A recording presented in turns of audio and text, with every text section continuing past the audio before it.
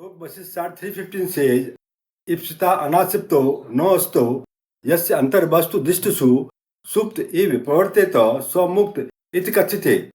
He alone is called liberated, in whose mind the feeling of fondness and dislike upon seeing any object does not arise, and who remains like a person in sleep while engaged in action.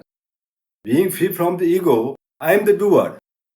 Verse 316 says, Nirganthi Sant Sandeho Jivan Mukta Subhavta Anirvano Api Nirvanasya Chitradeepa Iva Asthita, who is free from the knots of the heart and bereft of all doubts, is liberated while alive.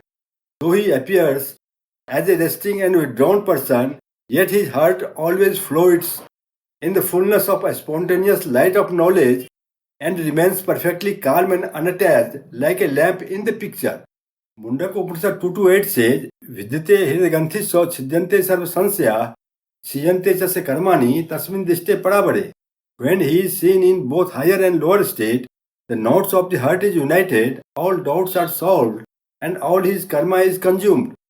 Higher state is the deep sleep, or the past mental impressions in the form of knowledge and experiences which spouts into thoughts, dreams, desires, etc. None as the lower state or dream state. One remains conscious of thoughts, dreams, desires, etc. and also accepts its presence in his consciousness, but do not accept the source of its origin, that is knowledge or mental impressions, as also the part of his own consciousness. This is the cause of duality manifested here in this universe. When one realizes that both the higher state of mental impressions, knowledge, etc., as well as the lower state of thoughts, dreams, desires, etc., are emanating from his own consciousness, all knots of his heart are severed, all doubts are cleared, and all one's past actions become dissipated.